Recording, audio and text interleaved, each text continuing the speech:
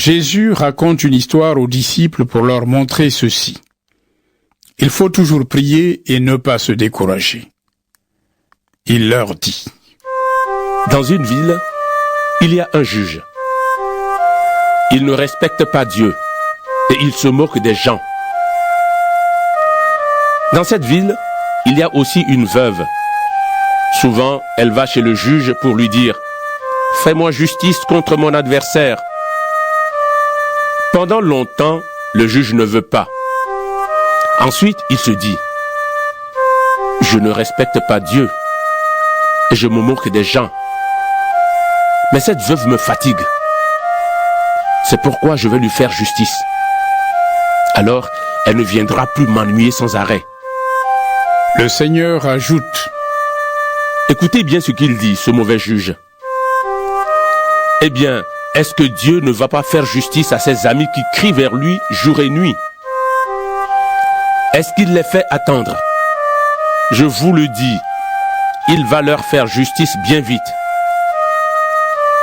Mais quand le Fils de l'homme viendra, est-ce qu'il trouvera des croyants sur la terre? Certains croyaient être justes et ils méprisaient tous les autres. Pour eux, Jésus raconte cette histoire. Deux hommes vont au temple pour prier. L'un est pharisien, l'autre est employé des impôts. Le pharisien se met devant. Voici comment il prie dans son cœur. Mon Dieu, je te remercie parce que je ne suis pas comme les autres. Ils sont voleurs, injustes, ils trompent leurs femmes. Et je te remercie parce que je ne suis pas comme cet employé des impôts. Je jeûne 2 fois par semaine. Je te donne le 10e de tout ce que je gagne. L'employé des impôts reste derrière. Il ne veut même pas lever les yeux vers le ciel. Mais il se frappe à la poitrine pour demander pardon et il dit « Mon Dieu, aie pitié de moi. Je suis un homme pécheur. » Jésus ajoute. Oui, je vous le dis, l'employé des impôts rentre chez lui avec l'amitié de Dieu, mais pas le pharisien. En effet, celui qui veut être au-dessus des autres, on lui donnera la dernière place. Et celui qui prend la dernière place, on le mettra au-dessus des autres. Des gens amènent aussi les bébés à Jésus pour qu'il les touche. En voyant cela, les disciples leur font des reproches. Mais Jésus fait approcher les bébés et il dit « Laissez les enfants venir à moi, ne les empêchez pas. En effet, le royaume de Dieu appartient à ceux qui sont comme les enfants. Je vous le dis, c'est la vérité. Si quelqu'un ne reçoit pas le royaume de Dieu comme un enfant, cette personne ne pourra jamais y entrer. » Un chef juif demande à Jésus. Bon maître, qu'est-ce que je dois faire pour recevoir la vie avec Dieu pour toujours? Jésus lui répond. Pourquoi m'appelles-tu bon? Personne n'est bon sauf Dieu. Tu connais les commandements. Ne trompe pas ta femme ou ton mari. Ne tue personne. Ne vole pas. Ne témoigne pas faussement contre quelqu'un. Respecte ton père et ta mère. L'homme lui dit. J'obéis à tout cela depuis ma jeunesse. Jésus l'entend et il lui répond. Une seule chose te manque encore. Tout ce que tu as, vends-le et distribue l'argent aux pauvres. Alors tu auras des richesses près de Dieu. Ensuite, viens et suis-moi. Mais quand l'homme entend cela, il devient tout triste parce qu'il est très riche.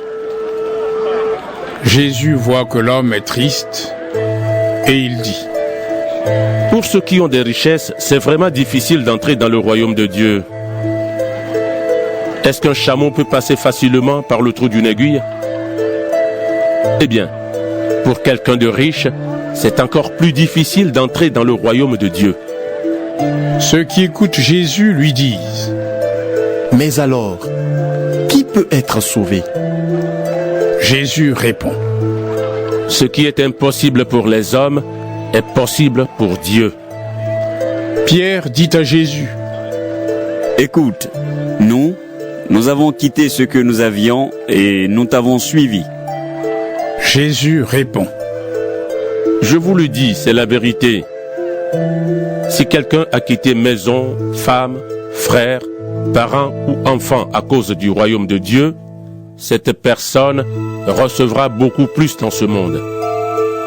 Et dans le monde qui vient, elle recevra la vie avec Dieu pour toujours. Jésus prend les 12 avec lui et il leur dit: Écoutez, nous montons à Jérusalem, et tout ce que les prophètes ont écrit au sujet du Fils de l'homme, cela va arriver. En effet, on va le livrer à ceux qui ne connaissent pas Dieu. Ceux-ci vont se moquer de lui. Ils l'insulteront. Ils cracheront sur lui. Ils le frapperont à coups de fouet. Puis, ils le feront mourir. Et le troisième jour, il se relèvera de la mort. Mais les disciples ne comprennent rien à cela. Pour eux, ces paroles ne sont pas claires et ils ne savent pas ce que Jésus veut dire. Jésus approche de Jéricho. Un aveugle est assis au bord du chemin et il est en train de mendier. Il entend une foule qui passe et il demande aux gens: Qu'est-ce que c'est? Les gens lui répondent: C'est Jésus de Nazareth qui passe. Alors, il se met à crier: Jésus, fils de David, aie pitié de moi! Les gens qui marchent devant lui font des reproches. Ils lui disent: Tais-toi! Mais l'aveugle crie encore plus fort: Fils de David, aie pitié de moi!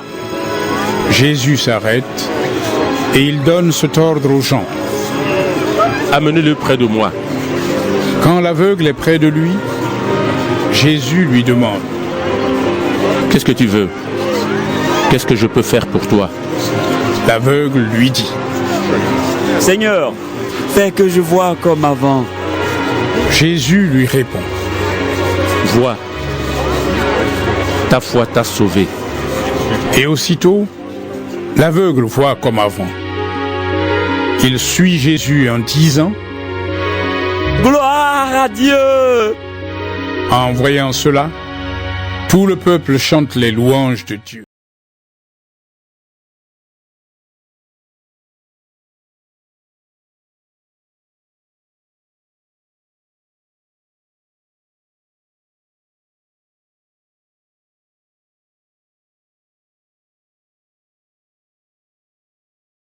Luc, chapitre 19. Jésus entre dans Jéricho et il traverse la ville. Là, il y a un homme appelé Zachée. C'est le chef des employés des impôts. Il est riche. Il cherche à voir qui est Jésus, mais il ne le peut pas. En effet, il y a beaucoup de monde et Zachée est petit.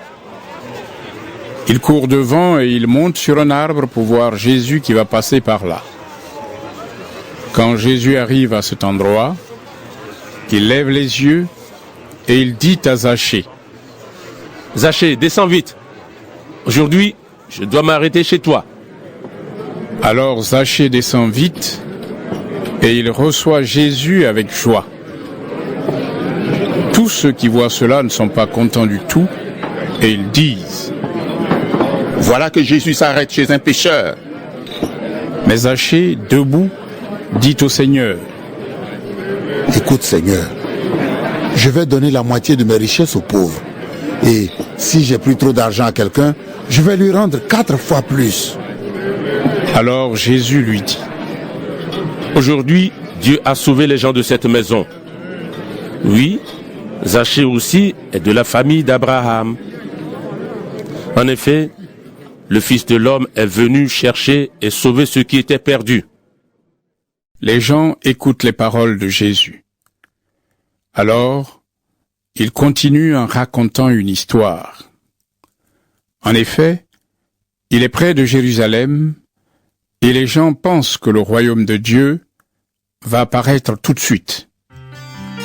Donc, Jésus leur dit: Un homme d'une famille de notables part dans un pays éloigné. Là-bas, on doit le faire roi de son pays. Ensuite, il reviendra.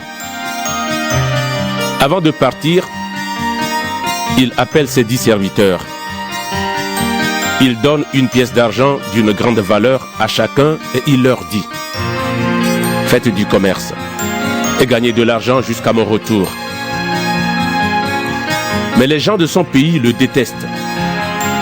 Ils envoient des délégués derrière lui pour dire: Nous ne voulons pas que cet homme soit notre roi. Pourtant, on le fait roi de son pays et il revient.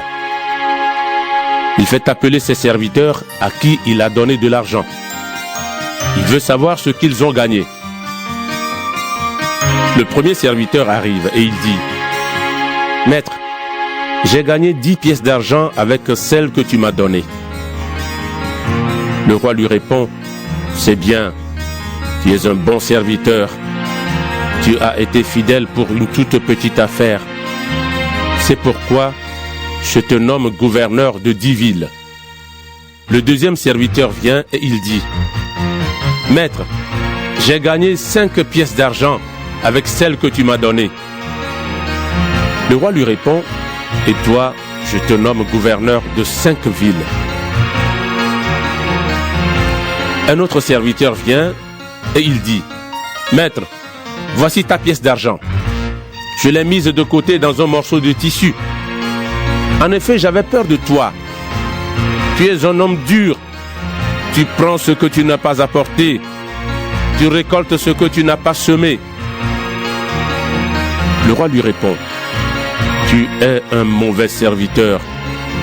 Je vais te juger d'après tes paroles à toi.